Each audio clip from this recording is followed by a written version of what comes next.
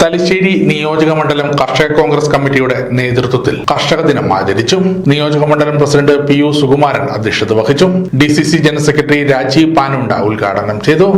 കൂലിയായി കൊടുത്തിരുന്ന ഒരു കാലഘട്ടം ഉണ്ടായിരുന്നു. ഞാൻ ഓർക്കുന്നത് എന്റെയൊക്കെ ചെറിയ പ്രായത്തിൽ ഞാനൊക്കെ LP സ്കൂളിലും UP സ്കൂളിലും ഒക്കെ പഠിക്കുന്ന സമയത്ത് ഞങ്ങളൊക്കെ ഞങ്ങളുടെ തറവാട് വീടുകളിൽ നിന്ന് കൃഷിസ്ഥലങ്ങളിലേക്ക് പോവുകയും ഈ ഞാറ് പറിച്ച് രാവിലെ മുതൽ വൈകുന്നേരം വരെയുള്ള സമയത്ത് ഞാറ് പറിച്ചെടുത്ത ആളുകൾ ഇങ്ങനെ കെട്ടിവെച്ചിട്ടുണ്ടാവും. ആ കെട്ടിവെച്ച ഞാറെടുത്ത് അത് കൃഷി ചെയ്യുന്ന അല്ലെങ്കിൽ ഇത് നടുന്ന ആളുകളുടെ അവർക്ക് ഇട്ടുകൊടുക്കാൻ വേണ്ടി നമ്മളൊക്കെ സ്കൂളിൽ നിന്ന് വന്നാൽ നമ്മളെയൊക്കെ വയലുകളിലേക്ക് പറഞ്ഞേക്കുമായിരുന്നു.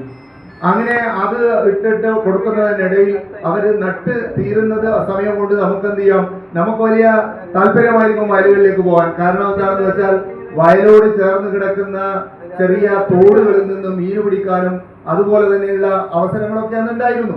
പക്ഷെ ഇന്ന് നമ്മുടെ നെൽവയലുകളുടെ അളവ് ക്രമേണ കുറഞ്ഞു. നെൽവയലുകളുടെ അളവ് കുറയാൻ കാരണം കർഷക കോൺഗ്രസ് ജില്ലാ general secretary MP Satheesan, K Sivadasan, P Imran തുടങ്ങിയവർ സംസാരിച്ചു. മോഹൻദാസ് മൊഴിക്കര, പ്രസീത VK എന്നീ കർഷകരെ പൊന്നാടയും ഉപഹാര സമർപ്പണവും നടത്തി രാജീവ് പാനുണ്ട ആദരിച്ചു.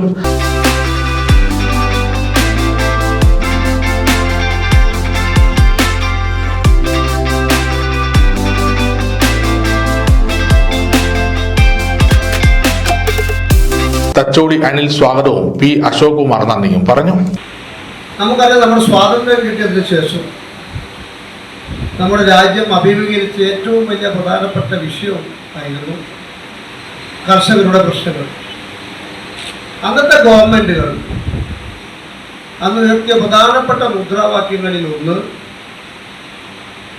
കർഷകരെ അഭിസംബോധന ചെയ്തുകൊണ്ടും രാജ്യത്തിലെ ജവാന്മാരെ അഭിസംബോധന ചെയ്തുകൊണ്ടും അന്നത്തെ കോൺഗ്രസ് നേതൃത്വം പറഞ്ഞതാണ് ജയ് ജവാൻ ജയ് കിസാൻ.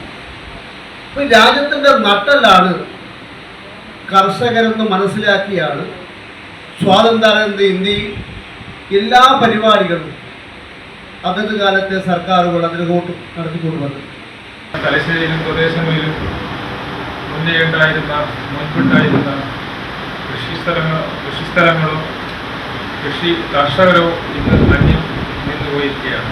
നമുക്കറിയാം, തലശ്ശേരി തന്നെ ഈ കുറ്റിമാർക്കവും അതുപോലെ ആടപ്പടിയ ഇത്തരം ഭാഗങ്ങളിൽ മാത്രമാണ് അത്യാവശ്യം കർഷകർ കാർഷിക വൃത്തി നടത്തി വരുന്നത്. അപ്പോൾ ഇന്നത്തെ ഈ കർഷക ദിനത്തിൽ നമ്മുടെ രണ്ട് പ്രധാനപ്പെട്ട കർഷകരെ ആദരിക്കുന്നുണ്ട്. സമഗ്ര ന്യൂസ് പനൂർ.